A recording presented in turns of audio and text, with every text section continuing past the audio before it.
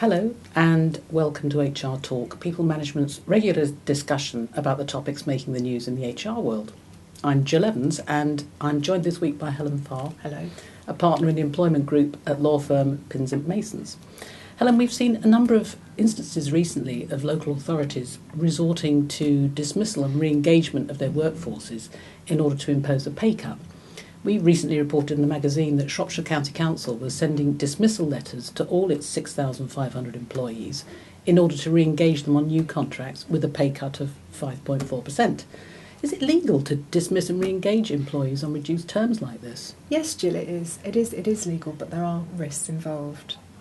Okay, can you explain what those risks are? Yes, I can. The first risk is that if someone is dismissed and re-engaged on new terms, then that will amount to a dismissal.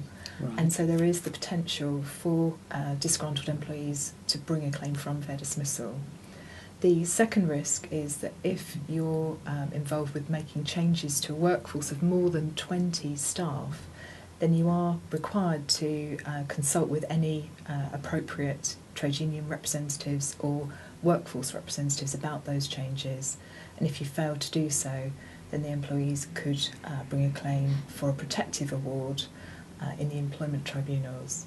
And then the third risk is that if the terms and conditions are governed by a collective agreement, then individuals may be able to bring a claim under Section 145B of TOLRACA for an award under that statute as well. So there's the three risks, but probably the most prevalent risk is the risk of unfair dismissal claims. Right. So what can employers do to mitigate those risks if they choose to go down this particular route? The way that employers can mitigate against those risks is, firstly in terms of the unfair dismissal risk, they would have to make sure that they do properly consult with staff individually about the changes, discuss the business benefit, show them why the change is needed. Hopefully that campaign should get the agreement of staff to the changes. It'll also have the second benefit, which is that it would hopefully go some way to convincing a tribunal, if it comes to that there is a proper reason and therefore the dismissal is for a fair reason. The third way is that you would actually want to make sure that you follow a fair consultation process which would comply with the ACAS code, again to avoid any allegations of unfairness. So those are the principal ways that you would hopefully defeat a claim of unfair dismissal. In terms of your risks of a collective consultation claim, it is absolutely essential to make sure that you do consult properly with your unions or employee reps. And I think that Southampton are actually having a challenge on that grounds at the moment because of their failure to do so. So do build that into your timetable for implementing any changes. So Helen, what alternatives are there to this particular approach?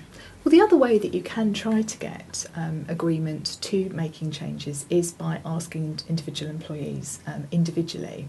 And there are a number of disadvantages with that. The first is clearly it's going to take a lot of time. You're going to have to tie up your managers in individual consultation meetings, and there's no real guarantee that people will accept, such that just from experience I know where employers have tried to make changes using that route, you often end up with a pool of employees on the new terms and another pool who are adamant that they won't change, and then you have a real very difficult logistical HR problem.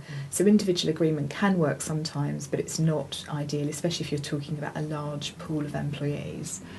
The other option is you could try to just impose the terms unilaterally. Yes. And certainly with some changes it may be possible to make that change in that way. The difficulty with that is that the employee will have missed out on the consultation process. They probably don't really understand the business reason behind the change, and so understandably they may feel quite disgruntled just to be told, by the way, your terms are changing. The risk for the business is again a risk of constructive unfair dismissal, and there'll also be a risk of breach of contract because the employee won't be given their notice. So there's the breach of contract claim of notice period, and also the unfair dismissal claim, which would become a constructive unfair dismissal in that scenario, because the employer's action would have been deemed to have, in effect, dismissed the employee by imposing the new terms. Right. Helen, thanks very much for talking us through these issues today. And if you want to know more about this topic, then go to peoplemanagement.co.uk. And until next time, goodbye. Goodbye.